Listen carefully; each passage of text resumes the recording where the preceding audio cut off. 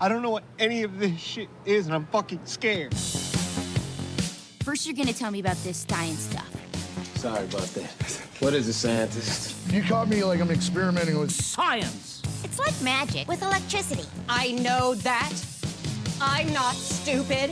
I'm smarter than you. The smartest scientists in the entire world all agree. Science is a liar sometimes. Seriously, this could not seem less scientific. Those idiots don't know anything about science. It's science. I believe it's pronounced science. This is the least scientific thing I've ever seen. So I'm just experimenting with them. You be quiet. Thank you, scientist.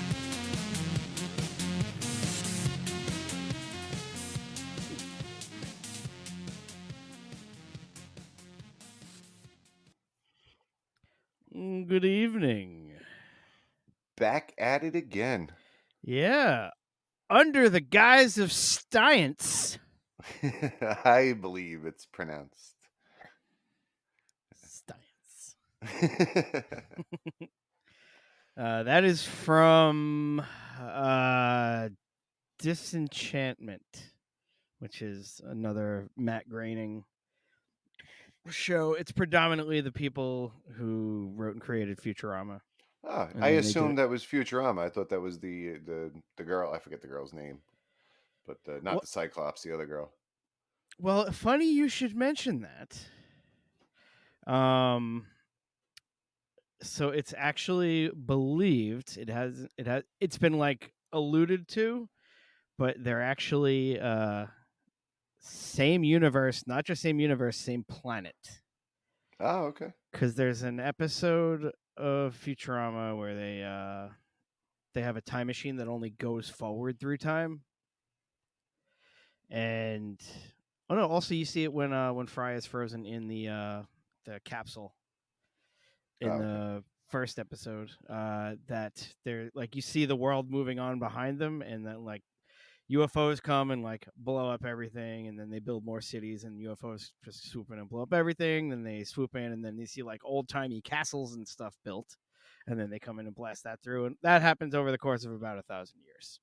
Well, exactly 1,000 years. So it is believed that this takes place during the time period of when Fry is frozen. When you see the castles and stuff being built, and it's fantasy. Fucking fans, man. Yeah, man. Fucking catch everything. Dude, they fucking people speak that language. The alienese language that they Oh, roll really? over the place. Yeah, people it's incredible. When you market a show towards nerds, they're not gonna let you down. I guess if it's good, because Yeah. if it's not good and you market towards nerds, they'll fucking tear you a new one on Reddit. They will lash back. Yeah. They'll Do give you people say that? links. They'll tag you. Fucking take you down. Show you whose business. What are we talking about this evening? Well, first of all, I'm Chris. Oh, cool. Oh, right. Right. Hi, You Chris. are. I'm You are Charlie. Yeah, you are Charlie. We forgot to do that. We are the co-host of this show. And we are talking about the beatus. The diabetes. Diabetes. Okay, good. I was worried. I didn't know which beatus we were talking about. The one and only. They don't call it a beatus. Wilfred Brimley special. Somebody had to have called him Bill Brimley, right? Like somebody who was like pally with him. His wife, probably. That was her name. Bill Brimley, you march right back upstairs and finish putting your clothes away, mister. Put away all your mustache combs, I was gonna Bill. say, she definitely called Bill up for a few mustache rides in her day. That thing had magical properties, I bet. Oh, it had to have. Yeah, My first hit a piece of Quaker oat. My first memory of him, I think, besides the oatmeal, was he was in Ewoks in the Battle for Endor. Oh shit! Yes, he was. Yep. He was the old dude. Yep. He looked old as fuck then, and that was 84. And my man like just died. Old people looked older back in the day. Like I don't know what Yeah. it is. Like you look at there's a good meme of I forget who it was, but it was an NFL quarterback that was 40 in the 70s, and then Tom Brady in 2020, and like that Oh yeah, 40 I think I years seen in that the one. 70s was a hard ride. Like 40 Yeah, years of definitely. personal trainers and fucking yeah, it's a different story. Instead of 40 years and drinking and smoking butts your entire career Yeah. during the games. I mean, shit, we look like this. If we were born in like 1930, we would have been dead already for sure, living the way we did. Yeah, probably. Yeah. They didn't have the other shit to save us. Just have a liquid IV and go to work. Yeah. Yeah, absolutely. It's why drink 3 bottles of water when you could drink 1 liquid IV that hydrates as much as 3 bottles of water does? There you go. Yeah, not a Saving time. sponsor. Not a sponsor, by the way. Actually, no, yeah, sponsored by Liquid IV. Yeah. Called Tell it. us tell us Dibs. we're not. Tell us Yeah. we're not your fucking we're Right. not sponsored by you. Email us You and can't tell prove it. us that we're not sponsored by you. And then tell us what we have to do to get sponsored by you. Yeah, and don't have legal email us. Just be regular about it. Yeah. I want to speak to Mr. Dave Ivy. I want him Dave to email Ivy. me himself. Dave Ivy. Oh, you think that's what it was the whole time? He's very clever. I heard he grows on you. Mm.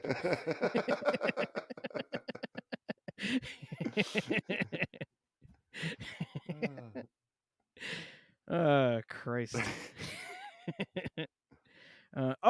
Before we even get into that as well, we also have some listener feedback in the form of questions, as Yes, it were.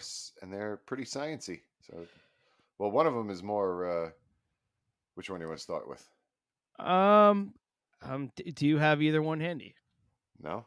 Okay. I can get the doctor email. Okay. So we allude to having a doctor friend, and he's a shy doctor, but he's a smart doctor, and he emailed us with something that we could read.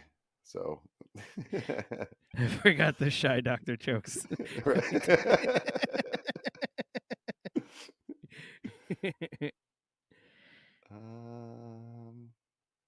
I lied. I thought I was going to get it up quick, but let's see. wait, I got it. Okay.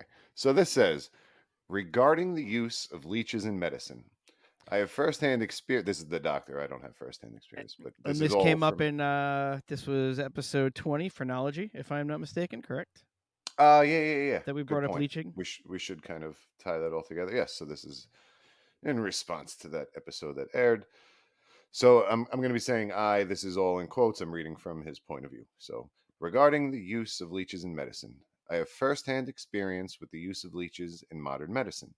In training on the hand service at a trauma center that performed replants, i.e., reattaching severed fingers, the first few days after the surgery are tenuous in terms of survival of the replanted digit. This is already a mouthful. Yeah. I'm glad I let you find this. Yeah. He's smart. Not only is the first few days after a replant quite tenuous, but as is getting through this email. Well, I think I have it rougher than that. But okay. You got to lay there. I actually have to read this stuff. Yeah, and he didn't give me a pronunciation guide or anything, so this is going to be fun. The problem usually being venous congestion. I'm guessing that congestion of the veins. I'm assuming. I don't know how to pronounce that word in the replant due to clotting and poor venous return from the finger. If this is not mitigated, the replant would fail. Okay. So to increase the odds of the replanted finger surviving, we would put leeches on the finger to drain the congested venous blood from the finger and keep the arterial blood supply flowing. Okay, so that's the in and out, right? Yeah. Arteries go from the heart and veins go to the heart, I believe, something like that. Yeah, that sounds correct. Yeah, because the veins are all they're all purpley and blue almost. Yeah, oxygen deprived. Yeah. Yeah. So the leeches have a natural anticoagulant in their saliva called hirudin. That's a word I may not be pronouncing correctly, but Hirudin. He's saying he was the lowest man on the totem pole. It was the lowest man on the totem pole's job to tend to the leech supply and babysit the leeches while they fed. So part of doctoring is feeding leeches if you're new. Oh man, can you imagine that dropping? I mean, at this point, probably close to $500,000 Yeah. in student loans just to watch leeches suck blood out of a hand. Yeah, would you Oh, feed man. leeches, or would it be better to keep them? Because what if you had a full leech and you put it on the finger and it's like, no, thank you, I ate.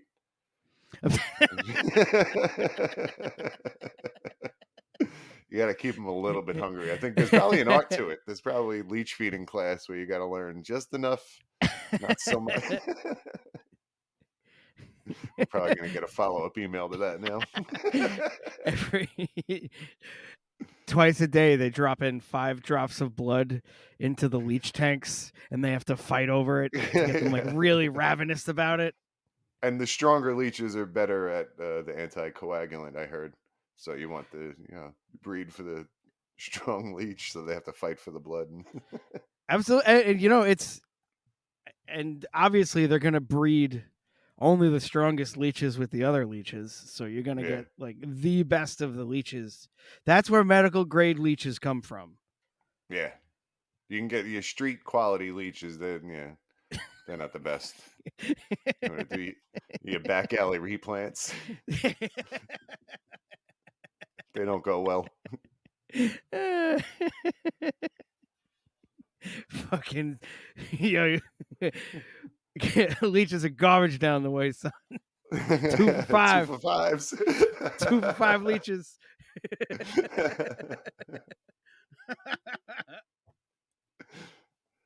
But that is very interesting that we still use leeches in modern day medicine. There's actually a reason. Yeah, that's wild. Very cool. And I wonder if they use the if they did any type of like pharmaceutical studies on the coagulant and then anticoagulant, and then were able to make like synthesize something based off of that. Mm-hmm. Maybe one day we can 3D print coagulant, or even let's 3D print a whole leech. Let's just 3D print leeches with better. Can they milk them? I have no idea. Can you milk leeches of anticoagulant, and also can you milk them? Like, do they make a milk? Then leeches aren't mammals, right? No, I don't think leeches even have nipples. Yo, leech nipples. Use your neural net.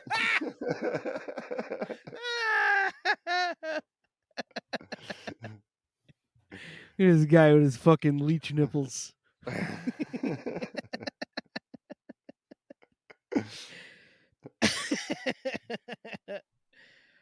So I hope that answers your question.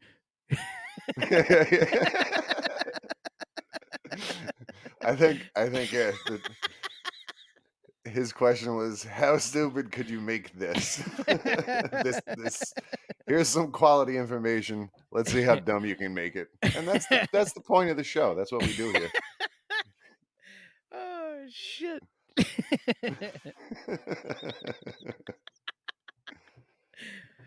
So I hope this encourages people to provide feedback, because we'll do the same thing.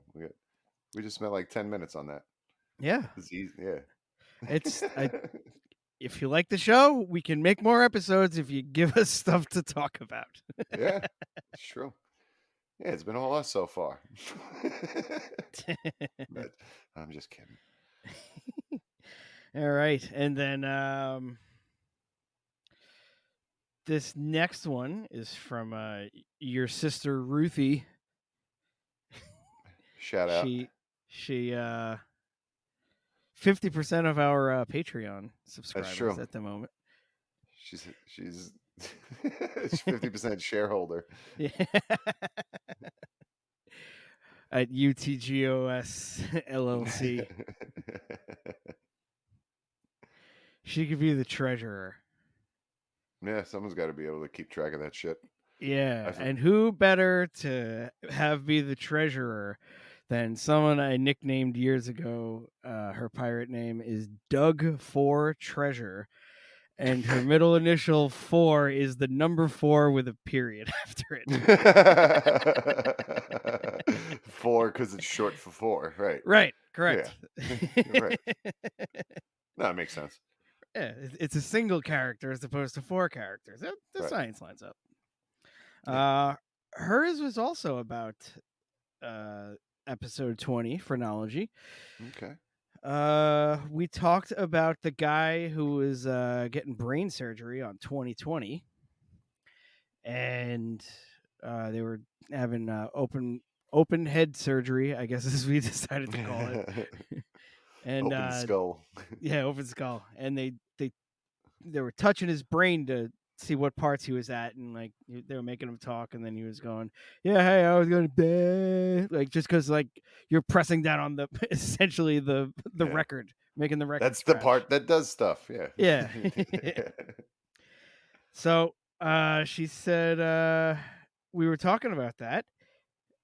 And that was actually a 12-year-old kid on the episode of 2020.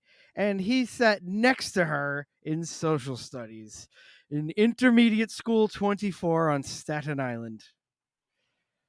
That's fucking small crazy. Friggin' world, yeah. That's nuts.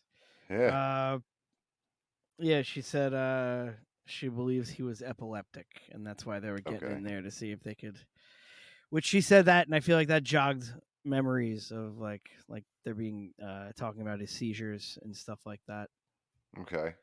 Makes sense. It must have been like a severe case, because I actually know some people who have epilepsy and at medicine and they're okay. So I mean that to get to there, that's probably he probably did not get dealt a good hand, unfortunately. Yeah. And this was also 30 plus years ago too. That's true too, yeah.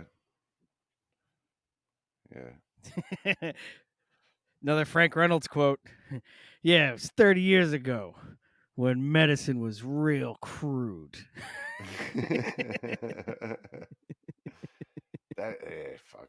That is pretty crazy though, because I was thinking about earlier today. My mom was born in the 50s, and to me, like the 50s is poodle skirts and greasers and socias and that kind of world, and it seems so ancient, but like that time period is closer to our birthdays than now.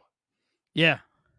And yeah, we're so far removed from and the 80s now. Like I think of it like it's pretty much the same, but if we really like when my kids talk about it, the stuff that we were doing, it's a completely different world. Yeah, I mean, I guess it's weird seeing it first person versus watching the Wonder Years and be like, that was a long time ago, Yeah, like it's like a show about the night. Like I hear about a show set in the 90s, and I'm like, the fuck, this is almost yesterday. And that's like Right, the equivalent already of us watching Happy Days.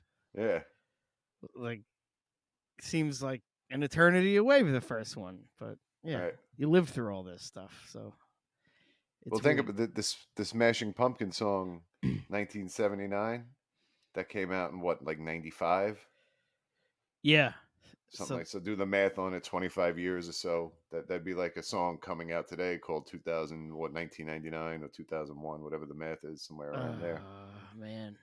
Right. Yeah, when it came out in 95, to us as kids, it's like 79. Wow. That's ages ago. Yeah. In 2001, I had a job and shit. Like, at 2001, shit already went bad in my life. I was already trying to recover and like figure out the next steps. I had already how do you say fucked up by that point. Right, it feels like yesterday. I had made a lot of critical errors by that point. And actually I just so 1979, that song came out in 1995 or 96. I'm guessing it's around there. 17. So that would be like 2006, I think it would be. Okay, so yeah, Yeah. my math is way off, but yeah. But Ah, still, 5 yeah, years. Not bad. no, 2006. I was, an adult.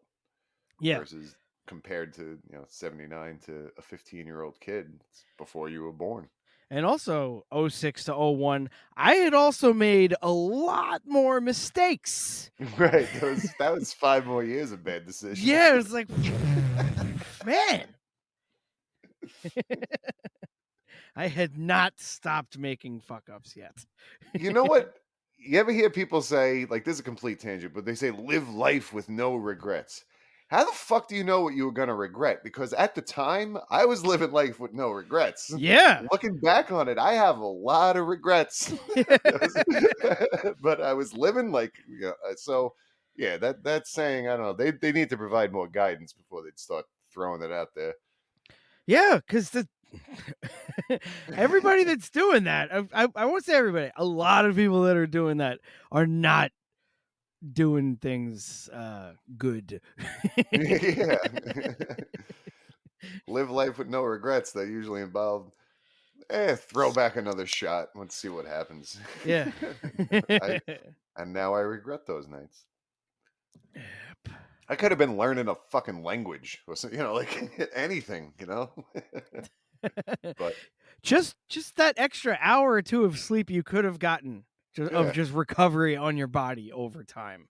Even every other weekend. It didn't have to be like we still had our fun too. Every other weekend. No, I can't. Tonight I'm focusing on the future. But next week I'll go destroy my body from the inside with you.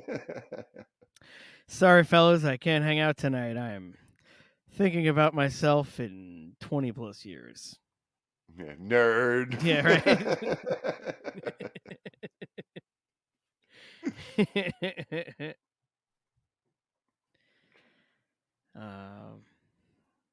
So yeah, I hope that answers your question about the guy with brain surgery, Cheryl. To answer your question, yes, you did know him.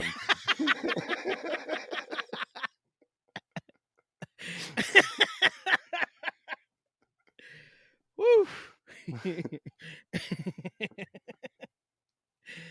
Oh shit! Let's talk about diabetes. Yeah,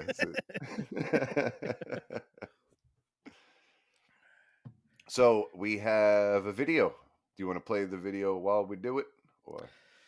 Yeah. We're You tell not me. Prepared for that. What do you? No, I can pull that right up right now. I think that would be ideal. Oh, okay. So while you're getting it up, I'll give a little backstory. This is a guy named Professor Dave.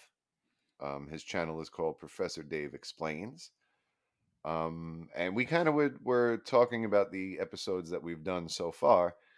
And we really haven't done much chemistry. So the reason, I guess, why we didn't do much chemistry is because I really don't know chemistry. And I don't know that either of us are very fluent in this.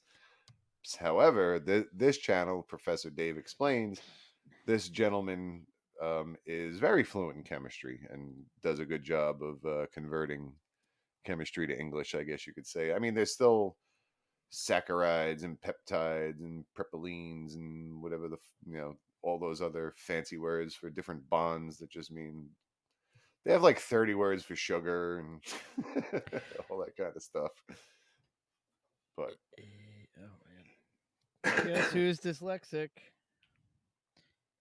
Am I? Heyo. Yeah. So yeah, that stuff is still out there, but he also kind of breaks it down. And this particular episode is kind of the history of diabetes, which I thought was quite interesting, especially as our fat asses get to our 40s. It's a lot more prevalent than it used to be. It is. It isn't. It's just to bring up a Kyle Kinane joke that I loved. Like it's not diabetes, but it's gout. He has gout, and he has a couple of jokes about having gout. Which he said is just live your life like there's no regrets, or something to the effect of that. Okay. So, yeah, just that's how you get gout. He was like, I got I got too many menu items with the word rodeo in the title. Rodeo's not even a flavor. But I love that dude. Clearly. Yeah, no, and right on par with what we were just saying. What the hell is gout anyway? It is. I forget the substance it's actually made of. It's uric acid that gets in your joints, Oh, and then it crystallizes when it's in your joints, and that's what causes the pain. Is the poking you in the nerves, I guess. okay, yeah. Sounds miserable. Poking you in the nerves, bro. The body is like stupid about stuff. Like just end it. Don't make it painful. Like if something's going wrong, reboot. That's what we do in Yeah, technology. just don't. How about you try just not getting gout, body? Yeah. Don't build up uric. Who told you to build up uric acid? Especially there. Do it somewhere better. To complete the trifecta of talking about people in your family that I spoke to today, I was talking to your brother about just eating better and stuff, and Okay. I was just talking about why my metabolism adjusted to the amount of walking around I do at work all the time. Okay. And I was just like, who the fuck told you to slow down? Yeah. I'm doing the same shit, man. Fucking keep it up. That was the point of now we're moving. Now you're supposed to be moving too. Get on the fucking same page here. Get on the trolley, mister. Yeah. All right. I think I just about got this up. All right. Yeah, sorry if I sprung this on you. That's all right. We got some stuff out of that. There he is.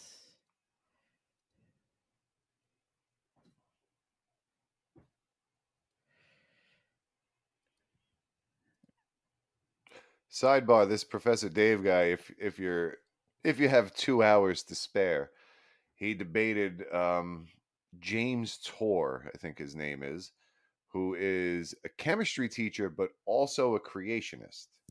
So they went back and forth about whether or not life is possible. I don't know. Like here we are, but he's like, I guess it's just whether or not chemistry can prove life is possible.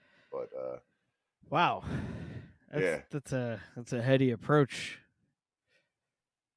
But it's kind of impressive. Like it's not just like standard creationist stuff. At least, actually, yeah, no. no, he was Yeah, you tell because me. and the guy again speaks chemistry. I mean, if he would be miles out of our league if we tried to debate him on it because he can draw diagrams on the board and stuff like that. But he also was like blatantly ignoring papers that this Dr. Dave guy was presenting. Mm-hmm. So it was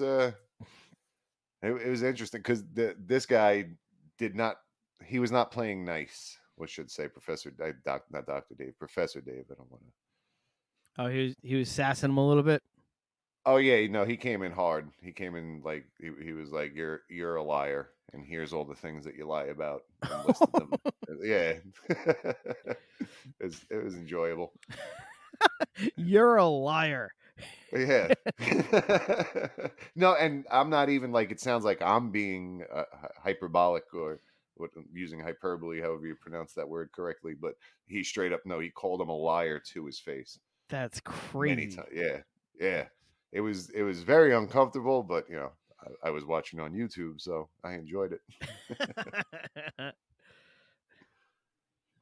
All right. So start at the top. How do you want me to do this? Yeah, we'll take it from the top. Okay. I have a lot of stuff, so there's gonna be pausing. All right. Science stuff Professor Dave explains.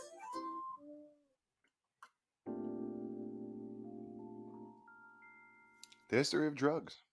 We just finished discussing the antibiotics revolution, which allowed physicians to successfully treat many of the infections that had killed billions of people over the millennia. Bacterial infections, once the #1 world killer, have now more or less disappeared from the top 10 list of killer diseases, at least in the developed world. In this top 10 list, we now find conditions such as heart disease, stroke, chronic obstructive pulmonary disease, cancer, and so forth. As we discussed in the introduction to this series, the average human lifespan increased dramatically in the 20th century, specifically due to our new... Pause real quick. There, yeah, go for it. Okay. Okay, so number one, yeah, fuck you, bacteria, in your face. So that's pretty cool that we beat that. That seems like a shitty way to die, where it was just like doctor just going, I don't know, this thing's eating you. Oh, they used to like put bugs on people, right? Like to clean wounds out. Right. Like I think they did maggots in some cases, Yeah. or they would just fucking cut it off. Amputation was big. Here, bite down on this. We're gonna saw your fucking leg off. Like in the movies, where they make them drink a lot of whiskey and bite a leather belt. Oh God! Like, could you imagine, like, being put in the position where you'd welcome having maggots shoved into a wound? Ugh. No, you it can't be. lose the limb. No, I think between the two, I'd take the maggots. Okay. If they were like, but only if like this is gonna work. If they do the maggots and then it didn't work and they're gonna cut my leg off anyway. Like, yeah. But how are they gonna know unless they try? I guess so. Oh man, I love how still on the fence you are about losing a limb or having bugs in your cut for a bit. No, I'm actually thinking sending the priest and a fucking revolver. give me last rites. It'd be great. Especially like imagine it's 1674 and you have one leg. What are you gonna do? You're a beggar on the street. Like that's all you have going for you. There's no veterans union or nothing. Or a VA hospital. Yeah, that's what. Yeah. So if you said give me a priest and to give me my last rites and a gun, and then they send in the priest with a gun, you take the gun, you just shoot the priest, and you're like, no, of course, take my fucking leg off. Yeah, I don't want to die. Yeah. What am I, an asshole? I mean, now you'd like, I don't know. I feel like if they took my real legs and gave me fake legs now, it'd be a benefit for me. Yeah, like this. Yeah, there's people that win races and shit. Right? Like, I heard that guy was fat, too, before they even put those blades in there. But they put the blades in, and he was like, now I can run really fast. Wow. I made that up. Oh, okay. All I know is I'm like, I ask my wife all the time, is it supposed to rain today? And she's like, yeah, I think so. Why? Because my stupid knee hurts. I'm at that point. I'm at that age. Yeah. But anyway, speaking of, so right there, they were talking about the lifespan increase, that the lifespan jumped from however much now that people living longer and stuff like that. But like, let's settle down with that whole thing, because we're just really adding to the shitty part. It's like, now you got another 10 years that you can't remember your family. Yeah, great. Good job, medicine. Dennis Leary had the or Bill Hicks had the joke. I don't know. But anyway, Dennis Leary had the joke of why he's like, oh, if you quit smoking, you'll save. If you smoke, you cut 10 years off your life. Yeah, but those are the shit years anyway. Yeah. Those are the adult diapers pissing yourself years. Right. Yeah, that's when you go like, all right, now I'm in this room. Now I'm in this room. I guess I'll go back to the first room and bed again. That's what you do when you're 97. Yeah. You tore the first floor. Yeah. No one's 97 like, yo, you going to hate breed? See you there. Oh man. Come on, bro. Let's get right up front. Let's get right up Yeah. front. No. We'll push through once they start playing. Right. He's got to hold me up because my bones are actually powder.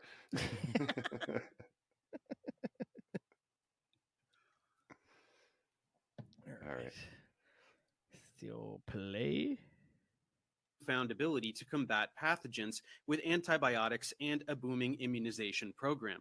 But with infectious diseases sharply reduced in severity, these other conditions now present themselves as more difficult to tackle because they are not due to an invading pathogen, but rather to the intrinsic limitations of human biology and the aging And process. eating like For the rest of the garbage. series, we will focus mainly on the ways that mankind Yeah. has been approaching the treatment of these conditions, and we will start with diabetes mellitus. Although diabetes was described in ancient times, it was probably not a very common condition. There was no effective treatment against it until the 20th century, so a diabetes diagnosis was a death Everything sentence. was a fucking death sentence. Yeah. Until Yeah, people were like horses back then. Broken leg. That's enough of that. yeah, even when we were kids, like breaking a hip was like a death sentence, or having hip surgery or hip replacement surgery. And now, I mean, not to be too grim, but if my son was born in the 80s versus being born in 2013, he wouldn't have lived. It's the fact that 30 years later they had the technology to beat what he had, but he had a stage 4 Wilms tumor. That was a death sentence in the 80s. In 2013, they have a routine. They have there's a guy that wrote a book on how to treat it, what to do, and everything, and it's a pretty high survival rate. holy So, shit. yep, That is wild, man. it's amazing. Yeah. And that's like not a lot of time in the scope of things either. No, that's in my lifetime. Yeah, from the time when I was born versus the time that I had kids, that technology jumped that far. Yeah, Jesus. Good job. yeah. So, thanks for that, medicine. Sorry about sorry about earlier.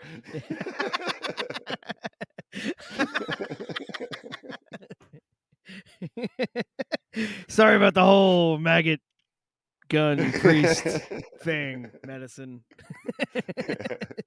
Sorry about saying you just add to this shitty part.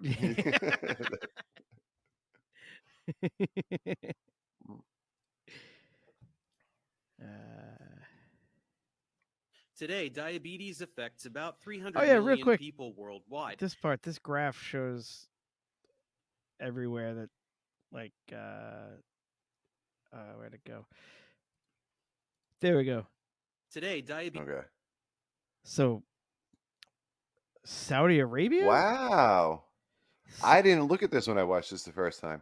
And I don't know what country that is on the North African coast over there on the western side. Let's see, of it. Egypt, Saudi Arabia, and on the west. Yeah, I don't know West Africa. I only know Ghana, West Africa, and shout out Prince Nana from AEW and Ring of Honor. Thank you for clarifying. I was not sure. Yeah. Oh no, it is. It's Egypt and Saudi Arabia are like two of the biggest. Yeah, those. Yeah. Diabetic hotbeds, huh? Who knew? I didn't know that. Yeah, I mean, I also just want to point out, he said there's 300 million people living with it today, but back in the day, it wasn't really a thing. Could that be because back in the day, like, you didn't live with it? So that's why there's more people living, like, you know what I mean? Like, you just died, so it wasn't really right. oh, Yeah, so many people have diabetes, they're already dead. yeah. Nobody was living with diabetes. Yeah. So yeah, even just that over the course of like 100 years or so of the development of medicine, bananas, absolutely bananas. Diabetes affects about 300 million people worldwide and seems to be, at least in part, the product of an unhealthy lifestyle. Luckily, many effective treatments are available, and most patients are able to live a normal life with a drug-based management protocol. The story of diabetes begins in ancient Egypt with the first documentation. This is a of the funny way to condition start a and sentence. The story of diabetes begins in ancient Egypt. It's its origin story. Diabetes used to get bullied in high school. What one day a pancreas had enough. And he stopped handing out insulin.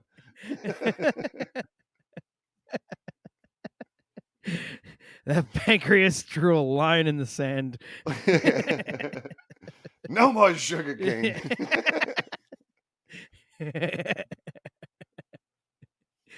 And the elephants from previous podcast episodes were like, that's fine. We got other sugarcane operations we can move through. Yeah. You better kick up anyway. Nobody's using sugar cane on our turf, our toif. That's fine. You don't have to do anything with sugar, but you're still gonna have to make your payment every week. So you gotta figure something the fuck else out, huh?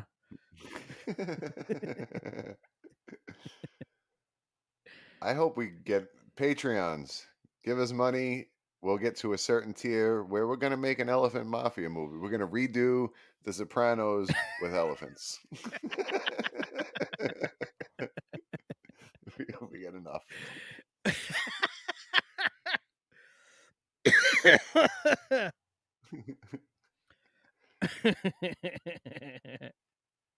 Oh, did she? So there was a movie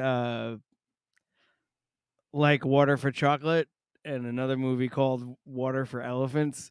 So I always said that so that it was like Water for Chocolate and then like Water for Chocolate 2, Water for Elephants.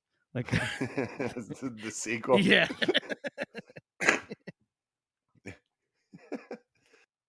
Nice. Now someone else besides my own brain has that joke too. Now I get to live with it. Boom. The first attempts at a cure. Earlier, we mentioned German Egyptologist Georg Ebers, who acquired the famous papyrus that bears his name in 1872. Let me pause it real quick. The Ebers papyrus is one of the most important early... Georg. Ebers papyrus. That's like in a couple hundred years, someone digs up Lord of the Rings, like someone named like Craig Woodson digs up Lord of the Rings, and then, oh, this is Woodson's Lord of the... Like, no, that has an author already. You can't just slap your name on it, Evers. You had nothing to do with that shit. You can't even read it. This is my papyrus, Evers papyrus now. Dibs found it. Yeah. Nothing to do with that. It's not yours, it's Georg's. That's all. Early documents of the ancient practice of medicine. Written around 1550 BCE, it was probably copied from much older documents. The Ebers Papyrus describes diabetes as a condition in which patients eliminate plentiful urine, a hallmark of diabetes we now call polyuria. That sounds like a good thing. The following... Yeah. Like, eliminating the plentiful... I have so much plentiful urine, let's eliminate it. Sounds... Yeah. Good. Go forth and be plentiful, urine. Yeah. I wish God would eliminate plentiful urine from my life so I could fucking sleep 8 hours. That's like an hour and a half. If you had a smaller urethra, you could just hold it better. Right. I mean, that's the problem. Your fucking basketball diameter urethra just gets bigger every time I talk about it. Yeah. It can't even fit in my clothes at this point.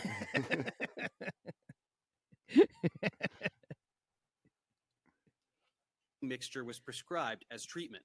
A measuring glass filled with water from the bird pond, elderberry, fibers of the usset plant, fresh milk, beer swill, flower of the cucumber, and green. So beer swill isn't like backwash? Yeah. I don't know what that means. Yeah, it seems like beer swill sounds gross. I don't know what it is. And not only that, water from bird pond, like wasn't there just cholera in all the water forever until finally there wasn't? I really think that at this point, whoever the medical professionals were, like this sounds like witch doctor territory rather than an actual doctor. But I think they were like, shit, I don't know what to do. I don't know how to treat this. I have an idea. I'll send them on a quest to gather up all this ridiculous shit, and they'll die before they get back here. Problem solved. Go find. I need elderberry and the flowers of a cucumber, but only the ones that grow in the sun on the west. Or they just sent them out there to fucking die. Leave me alone.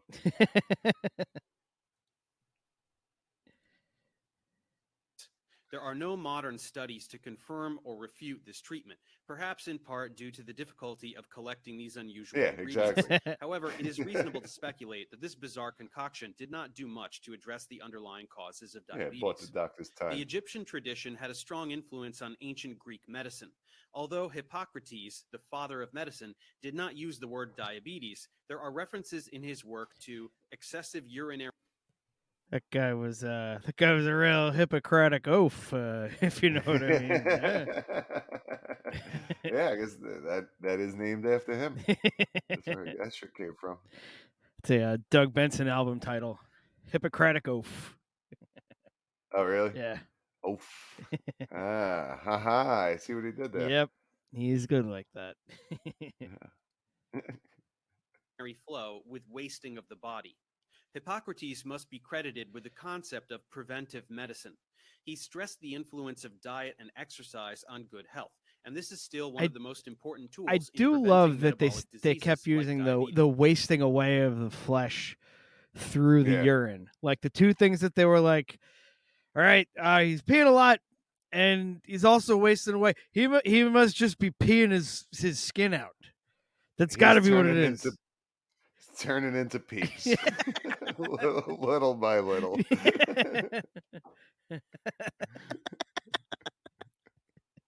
It's just your entire cavity of your chest and stomach turns into just a giant bladder.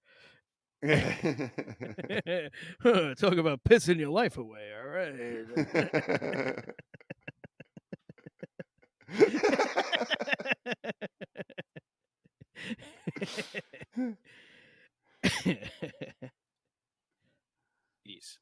In the Roman Empire, Galen and Areteus introduced the term diabetes from the Greek word for siphon. They described the rare disease as a melting down of the flesh and limbs into urine, and noted that the urine tasted sweet. There were actually urine tasters. Pause it. Urine tasters. So hold on. So these guys are like, these people are turning into pee, and it's delicious. Like they drink it anyway. That's what they do. Like, were they trying to be like pee vampires? Like people tried shit with real blood. I wonder if they were. Yeah. For them to now say that this pee this person is wasting away and becoming pee, and it tastes sweet, that means they have a comparison. They drank other pee as well. They have They're like, oh, I was drinking pee anyway. I don't know if this is beneficial.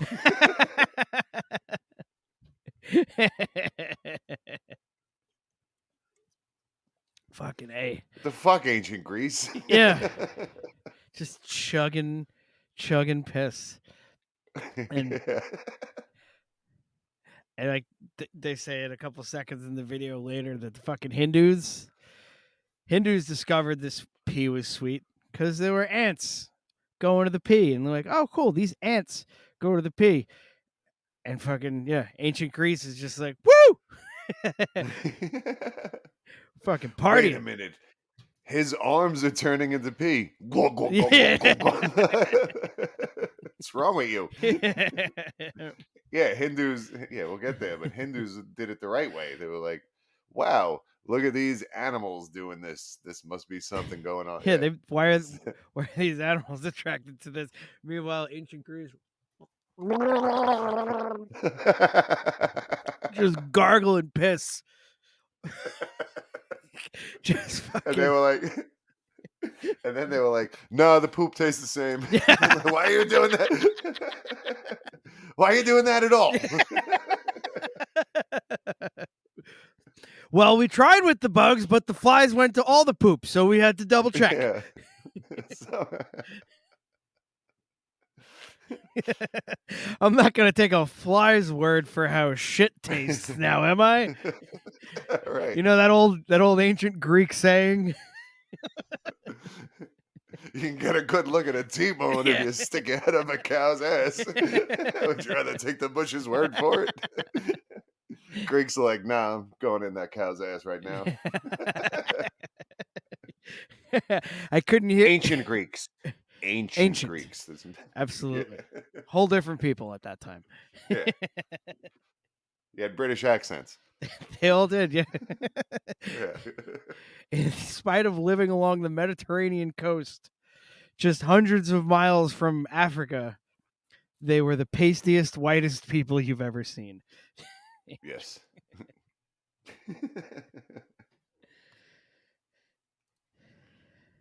In those days, specializing in diagnosing the condition and its severity. The Hindus had noted this phenomenon much earlier than the Greeks and had named the condition honey urine. Upon noticing the attraction of ants to the urine of diabetic patients, they used ant attraction to urine as a qualitative test for diabetes. Earlier and smarter. No progress was made regarding the cause of the disease during the Middle Ages. Maimonides in the 12th century proposed that diabetes was caused by the sweet waters of the Nile and the resulting heat that spread over the kidneys. So Maimonides was an idiot.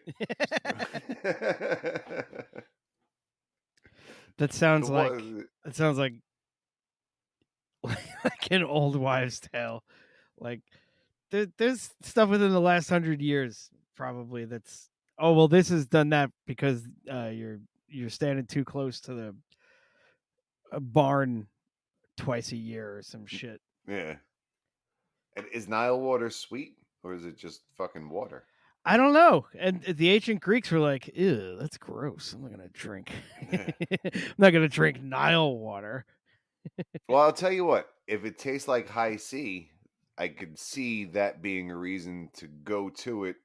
Because, like, otherwise, why are you going anywhere? Like, there's Nile crocodiles.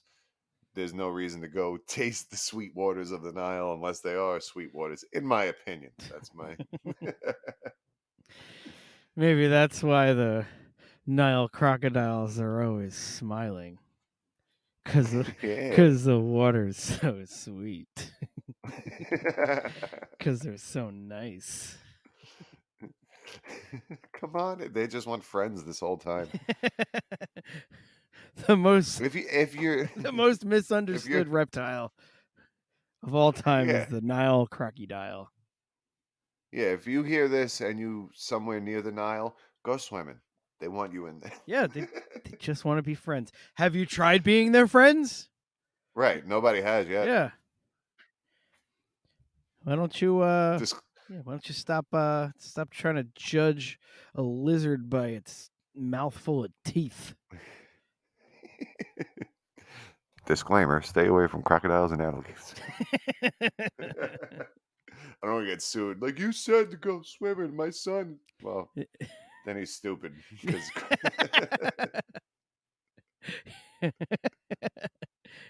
You're stupid. We watched Anaconda for an hour and a half and then talked about it for an hour and a half, rather. Right. Yeah. Don't get your crocodile swimming advice from us.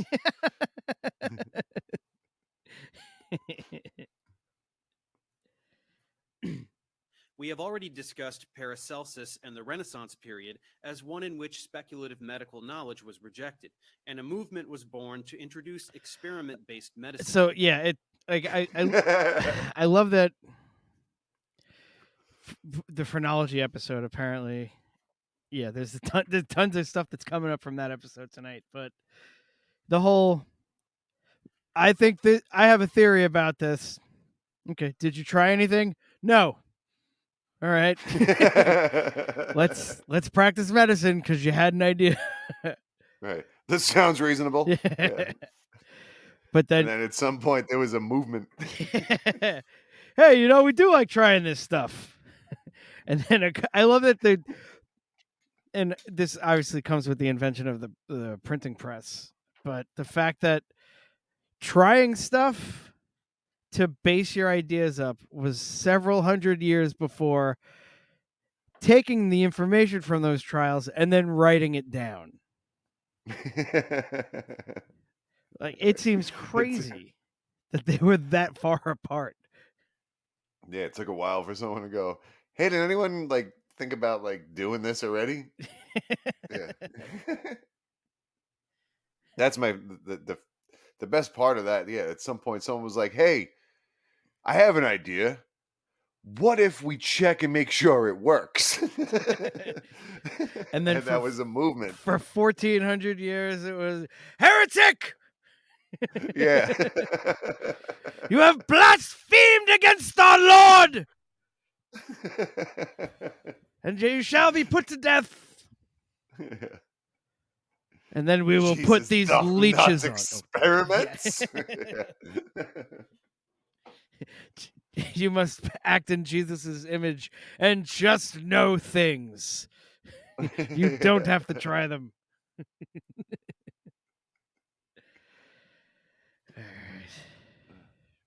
Thomas Willis, an English physician, was the first to propose in the 17th century that diabetes originated in the blood and not the kidneys, as diabetes patients had elevated glucose levels in the blood as well. However, the conclusive experimental phase did not begin until the 19th that dude was century. probably At the close of the 19th century, like, German physiologist freak. Oscar Minkowski Thinking it's the other demonstrated thing. conclusively that removal of the pancreas from a dog resulted in the sudden Wait. Yeah. onset of Pause it diabetes, here. followed rapidly by death. In 1860, So we have two different scientists named back to back there. Thomas Willis was like, "Hey, let's look at this different data, and it looks like there's elevated glucose in the blood, so this is probably the blood and not the kidneys, like everyone else says with the P." And great job, Thomas Willis. And then fucking sociopath Oscar Minkowski comes in. What if we take the pancreases out of dogs and see what happens?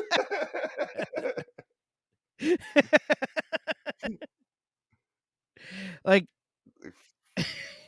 did they do that with every organ? Like, just I don't a know. bunch Yeah. of different dogs just taking out one organ at a clip over the course of What a if week? this dog doesn't have a brain? Then what happens? Yeah. Oh, God. Yeah. God damn it, poor puppers. Yeah, that's like what fucking, I guess, like Dexter or something now has to like hide and pretend, in obviously fictional character. I'm just saying, but like Yeah. the Dexter equivalent back then could be like, "No, I'm a doctor. Bring me your dogs, and I'll cut them to pieces." It's like, yeah, in the name of science. as we all know, guys, Paracelsus or whatever his name is said that we should try things and not just Yeah. take them. So I am trying as many things as I can. You gotta crack some eggs to make an omelet. Yeah. You gotta cut some pancreases out to make a dead dog. I think he was quoted as saying. Yeah. Well, lo and behold, the dogs died. Jesus Christ. What if they don't have a stomach?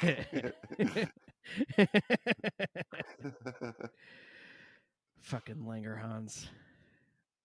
22-year-old German biologist Paul Langerhans discovered the site in the pancreas which was responsible for glucose control, and his work was presented as his doctoral dissertation at the University of Berlin. In his honor, this key region of the pancreas is now named islets of Langerhans. So at the turn of the 20th century, it became clear that a mysterious So the other guy probably named the papyrus after himself, but this guy, Yeah. this guy got part of the pancreas named after him.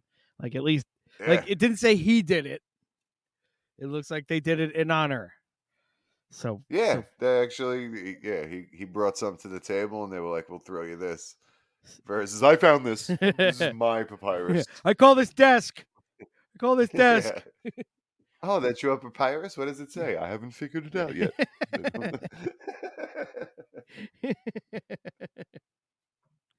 Whatever I wanted to. It's my papyrus.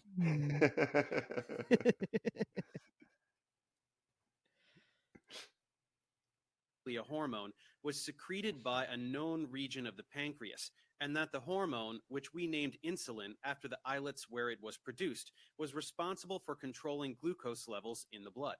We now know that type 1 diabetes is caused by the inability of the pancreas to produce insulin, and type 2 diabetes is caused by the resistance of an organism So, like, to what? insulin.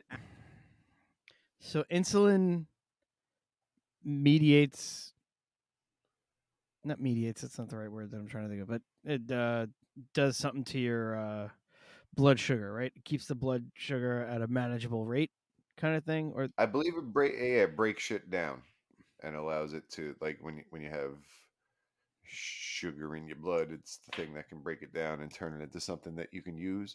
Because I mean, obviously, too much sugar in cookies and stuff like that is bad, but like when you eat fruit, as you know, like it gets turned into sugars. Like there's various other types of sugars in your blood and things like that. So it's just, I guess, this particular chemical that breaks it down and allows your body to use it. and then type 2 is just like, I wonder how that happens. Like, you develop a resistance to insulin by having too much stuff that the insulin. Oh, maybe it renders the insulin like, just the insulin isn't strong enough. I don't know. It sounds like a strike to me. Like type 1 is you never had insulin to begin with. Right. Type 2 is the conditions are horrible and now insulin is outside picketing. They're not going to work. We're not going back in that pancreas until we get better working conditions. Right. This is ridiculous. 4 entamins a week. Who can live like this?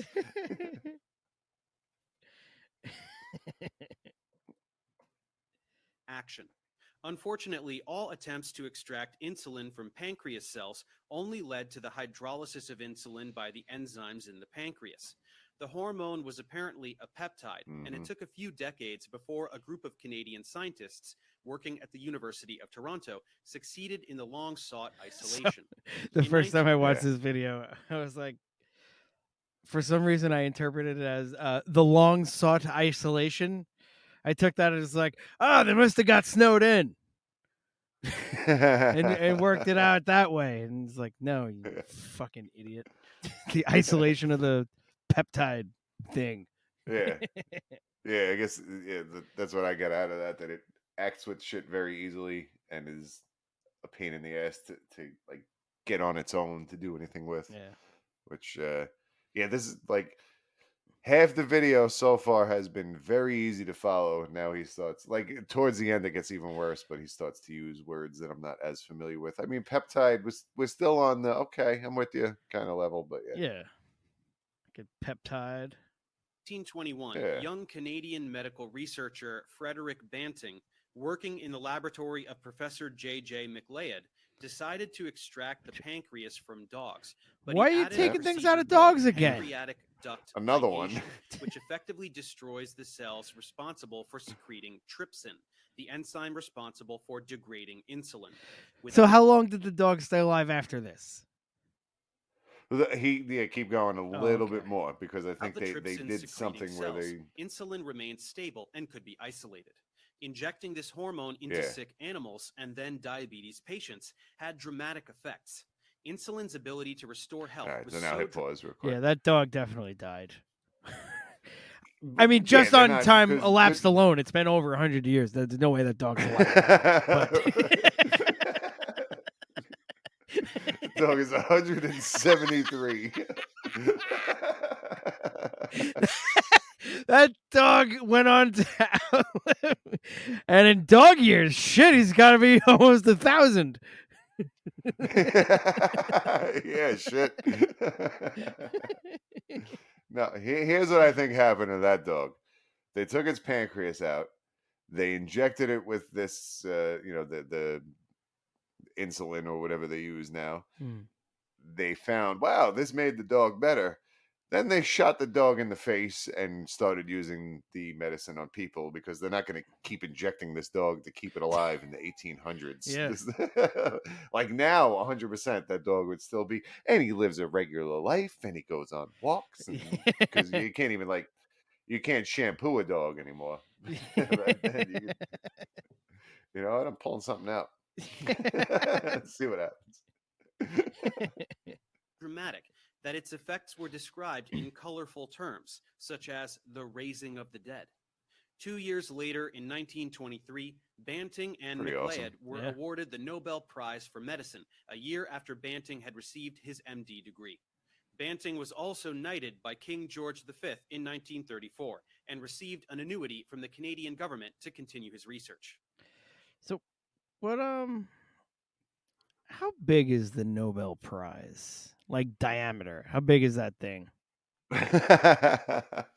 I don't know. Actually, let me look it up. I've never seen what it looks like. I know it's $1 million. Oh. Like you get $1 million if you win a Nobel Prize. Oh man. Oh, and I'm seeing someone hold it in their hand, and it's cue ball size, I would say. I was hoping for like Flavor Flav clock, big, of solid gold.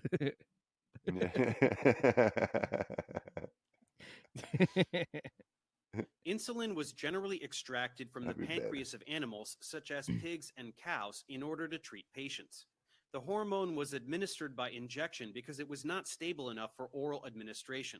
In 1926, Still insulin isn't, was right? crystallized, and this allowed the preparation so. of a much purer product. It was Oh. another 30 years It's before the amino crystallized, though, acid sequence so now you can was sniff it. determined. In 1951, British biochemist Frederick Sanger unveiled the Cut me out structure some of of that insulin, insulin. for which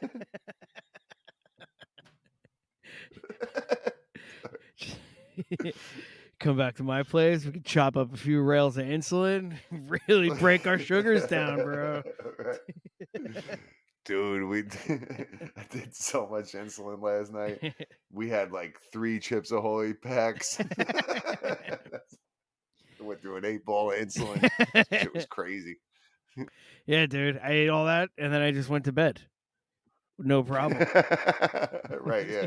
Easily. It was like 10:30. Best sleep I've had in weeks. which he was awarded the Nobel Prize in Chemistry in 1958. He was one of only 2 chemists to receive the Nobel Prize twice, the second time for his contributions to nucleic acid chemistry. The human insulin protein is composed of 51 amino acids. It is a heterodimer composed of 2 chains. Hey, you know, I'm something of a heterodimer myself. Yeah, I'm only attracted to female 10s, all right? Hey.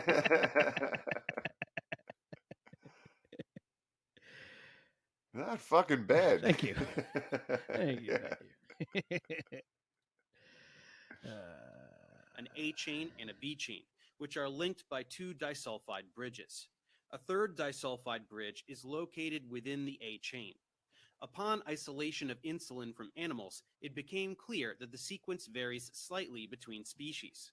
Insulin from pigs is especially close to the human version, as it differs only by replacement of the C-terminal amino acid of the B chain.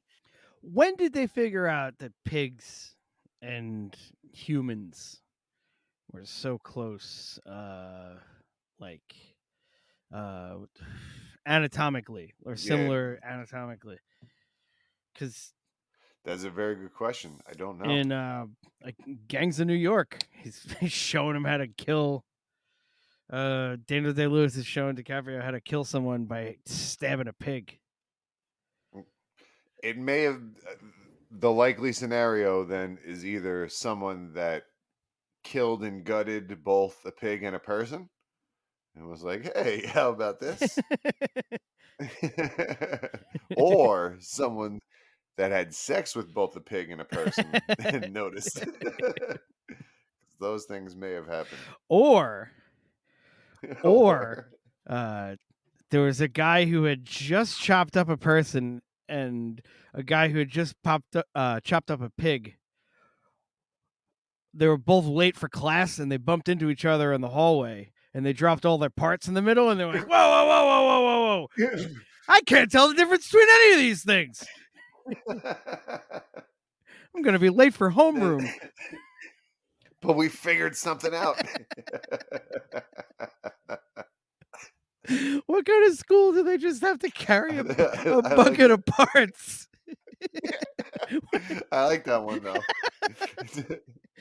Is that a pig lung or a person lung? I can't tell.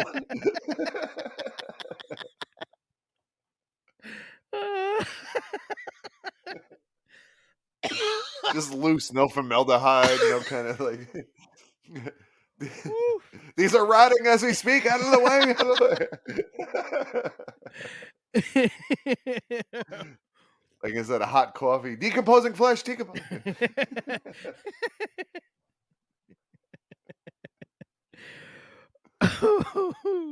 Which is threonine in humans and alanine in pigs. Insulin from cows differs by 3 amino acid substitutions. Their biological activity in humans is very similar, but not identical. In the 1960s, insulin was also prepared by total synthesis, and its three-dimensional structure was Close, but no elucidated cigar. via X-ray crystallography by Dorothy Hodgkin. With the advent of X-ray crystallography, like it again, that sounds like it could be like a Raekwon album title. I think it is.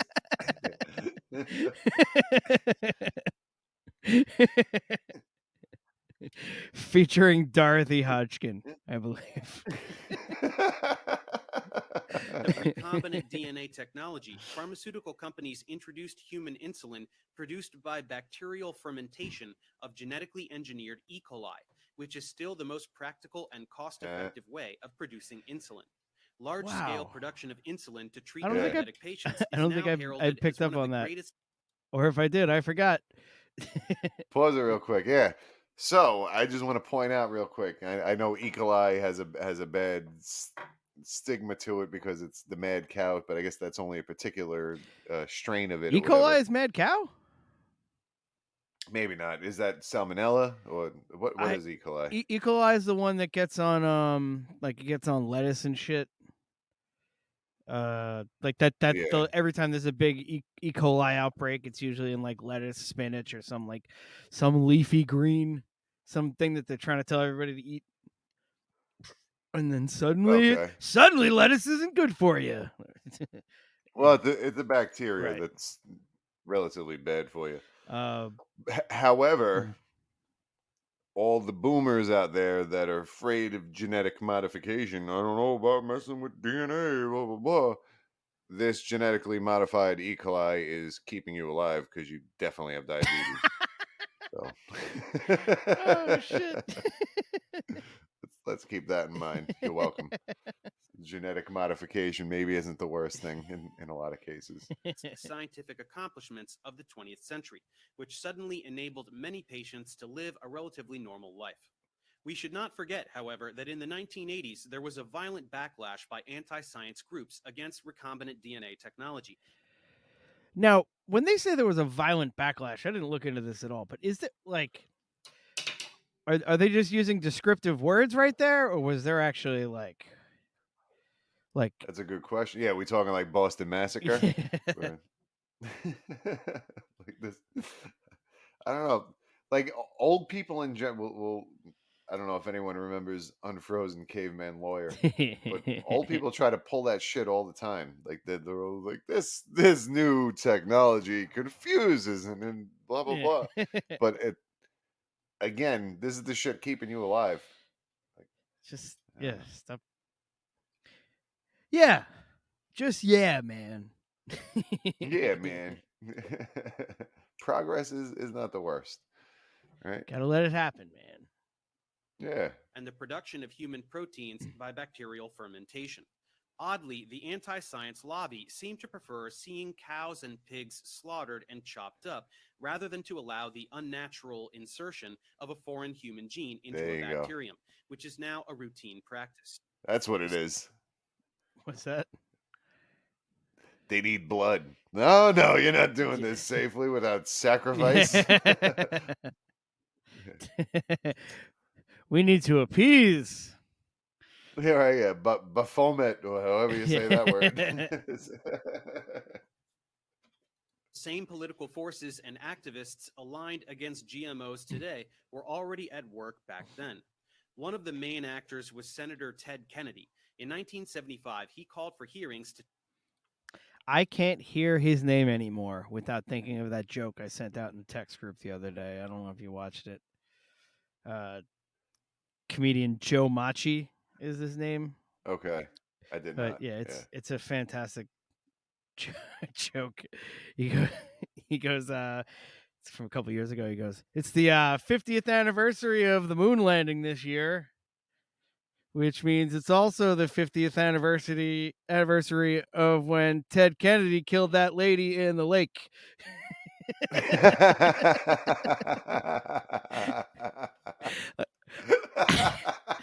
It's an amazing joke. It's so good. Yeah.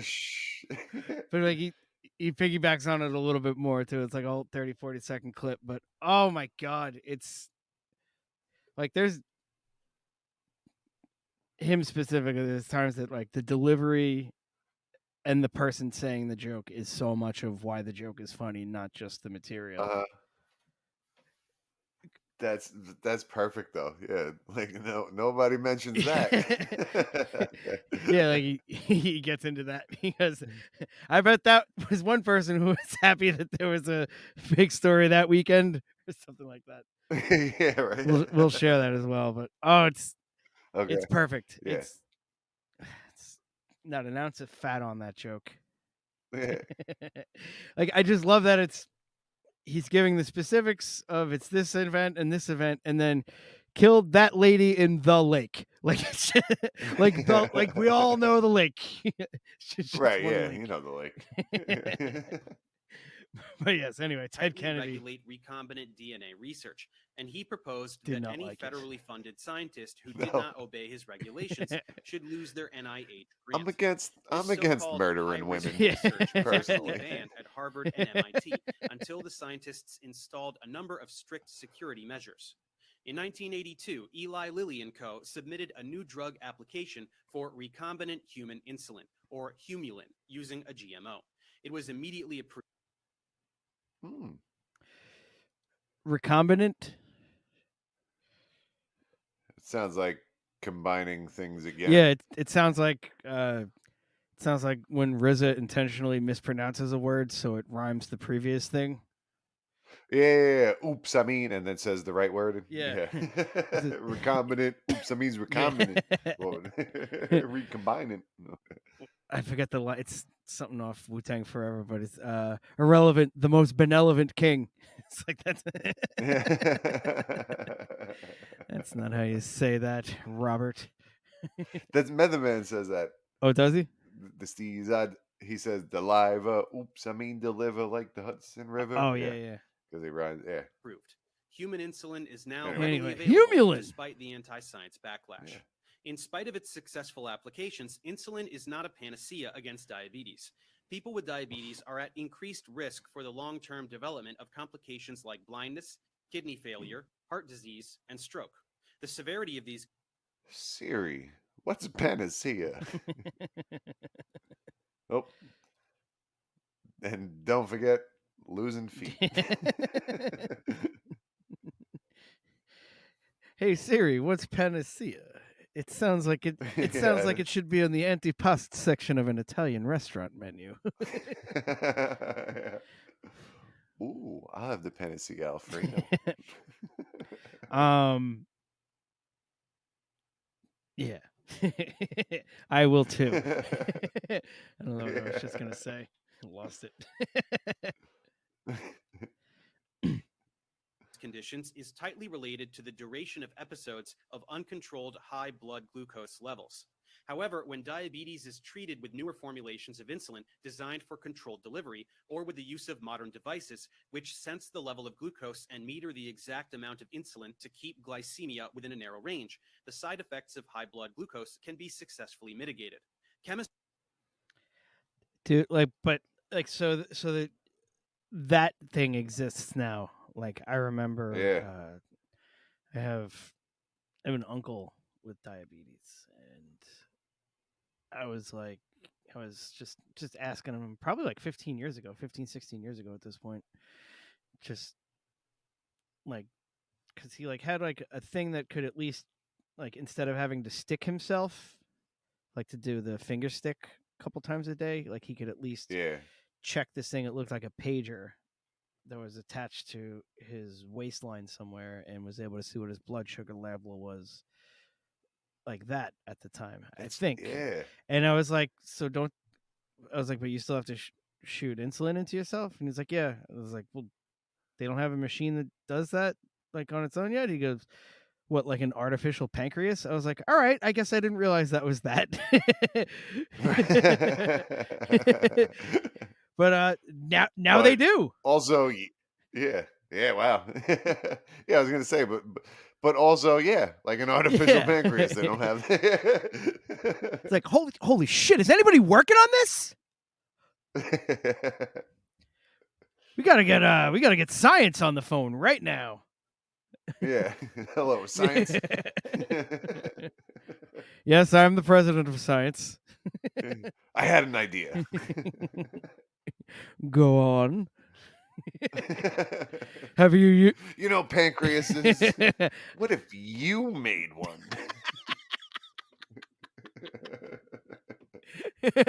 No. What if you made one, man? Wow, I didn't even think of that. Oh, dude, that's gonna be so cool. Science is very high. The president of science is lit. Bro, that's a great idea, man. Oh man, I don't know how anybody did all this science without writing shit down before, man, because I'm not gonna remember this. Dude, you try experiments? Oh, you call me? I'm like experimenting. Matt Pike is the president of science. There we go. Yep. Oh shit! All right, no, now we got to get him on. We got to get his cameo. It's like, yeah, this is Yes, Matt yeah. Pike, the president of science.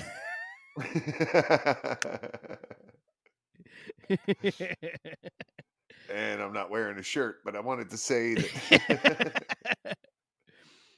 Oh, he's diabetic as well, right? Did he lose a toe I- because of diabetes? This like in the most impossible thing ever. So they had to cancel a tour. I think it was High on Fire. I don't think it was Sleep. I think it was High on Fire. They had to cancel a tour because he had to have a toe removed. So then they got stuff together and they were going back on tour, and they had to cancel another tour because he needed another toe removed. So I think both of his big toes on both feet on different occasions had to be removed. So he only has small toes? I think so. I know it was two toes, and I believe it was the big toes in both cases. I'll have to double check that, but yeah. That's why His only I couldn't believe it because I remember when I was reading the news, like the middle news that Matt Pike has to go in for toe surgery and he's canceling tour because he needs a toe removed. It was like the most realistic deja vu I've like. This is I swear to God, I read this before. Lo and behold, yup, it happened twice. Not a lot of people can say that. I just love the idea that for like maybe half a second you were like, did I have a dream Matt Pike got his fucking toe removed? yeah, seriously, it felt like that. It was like this surreal experience where it's like I swear to God I had this day already. Big shout out to Matt Pike and High on Fire and Oh, yeah. Sleep. They all kick ass. Matt Pike's the fucking king. I think if when it comes to doom or stoner rock, if you needed like a face or like an Elvis of rock and roll, for me, Matt Pike is kind of like the doom stoner rock. The guy. Grammy Award winning Matt Pike.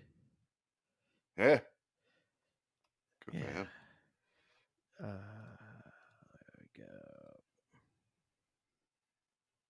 Scientists have also been hard at work to improve the properties of insulin by modifying its structure. One example is insulin glargine, developed by the company Sanofi Aventis and marketed under the trade name Lantus. This is where insulin glargine now sounds. I feel like lycanthrope genes, buddy. Insulin glargine. So, for anyone who's wondering, why don't we do a lot of chemistry videos? Yeah, here's the beginning of the end. This is why I don't understand. Why don't what we the do fuck a any lot this of shit chemistry is. videos? Oh, the part of the video that I didn't watch. Yeah, right. This is hard. Glargine? All right, I'm done. Or maybe I did watch and I just giggled at glargine.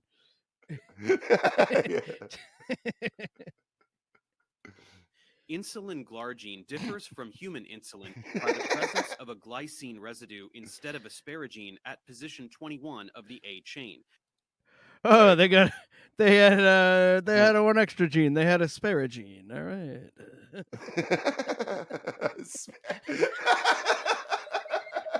Oh, nice. Oh, that was a late hit. Got him. Yeah, no, but I thought that was too high, but that went 500 feet. I kept going. And by extension of the carboxy terminus by 2 additional arginine residues. This does not alter the biological properties of insulin. Is this not my Janine residue? No, it's arginine residue. Oh, okay. You know what? Maybe we are gonna start watching more chemistry videos because we're not gonna know what any of it means. So let's just make fun of what words sound like. Yeah, because they're all they do a lot of consonant vowel. Like you can break a lot. It's not like Kverkovich or anything like that. You know what I mean? Like glargine, you can take that places. Yeah, and so so physicists kind of like oh yeah, whatever. That's a gluon and a gluon or whatever. But these motherfuckers, they got names. They got names. Although it does like one of the things that one of the handful of things I remember from chemistry is just part of it was just learning like all the prefixes and suffixes of shit. Like you can look at like if you get the like what every 2 to like 4 letters in a row means a different thing. Like it's right. Oos or een or on or yeah. I know what you mean. Yeah. Like the stuff you'd read when you were pooping and you didn't have a phone because they didn't have phones and you just read the shampoo. Yep. Read the back of this box. Xenoglycol, glycine. Yeah. All that shit.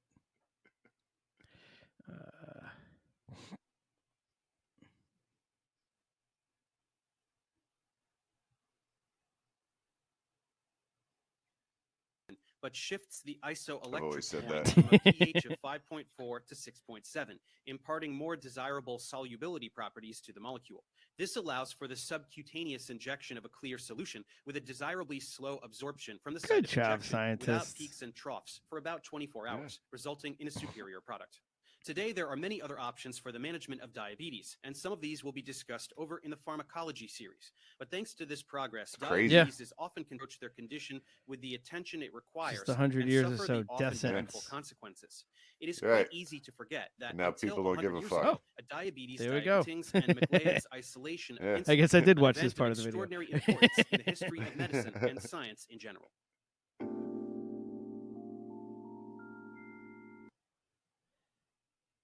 Yeah, excellent. So, I mean, hopefully one day we get there with cancer so I can keep smoking because it's really hard to quit. Professor Dave, let me know if that happened.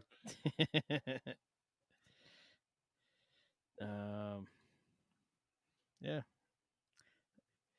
No, that he's a smart fella. I mean, and his YouTube page is called Professor Dave Explains. A little over 2.5 million subscribers. Don't forget to smash the like button. Subscribe to Professor Dave. Yeah. Or have his people tell his people to come to us. 2.5 million. Fuck. What do we need 20 for? All right. Well, do it like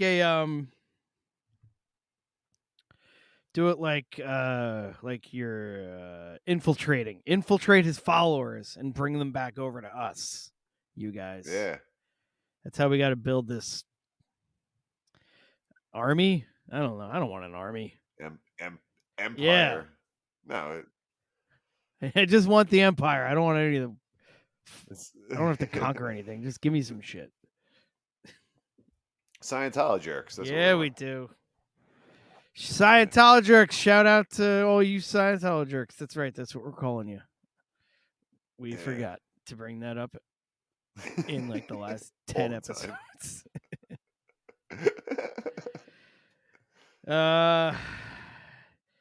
Diabetes. Yeah, diabetes. Try not to get it, but if you do, it's not the end of the world, apparently.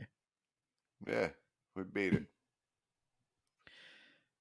No, I know people with diabetes that are like, I can have another slice of pizza. I'll just have to up my shot or, whatever. Like they figure shit out and they know what they're doing, I guess. Yeah. Under the Guise of Science at Gmail, Instagram, and Facebook. Guys, always spelled Guise. Where else are we available? Always. We are on TikTok under the Guise of Science. We're on YouTube under the Guise of Science. And Twitter's the weird one at Science Guys. Again, Guise. Guise. I believe it's pronounced guys. It's pronounced guys. Anything else? Thanks for listening. If you like us, write in and tell us. And if you have ideas, please, I don't know, email us, text us if you have our phone numbers. That seems to be I feel like it's people saying, why am I gonna get a new thing? I can just text you in the time it took me to make the new thing. It's like, all right, but we want to feel special, like going through the proper channels. Yeah. Right. Send it to the show address so we could both read it. And I don't know. Makes us feel like we get emails. Hey, this is about the show. Yeah. Even though we knew about it already. Right. Yeah. All right. See you next time.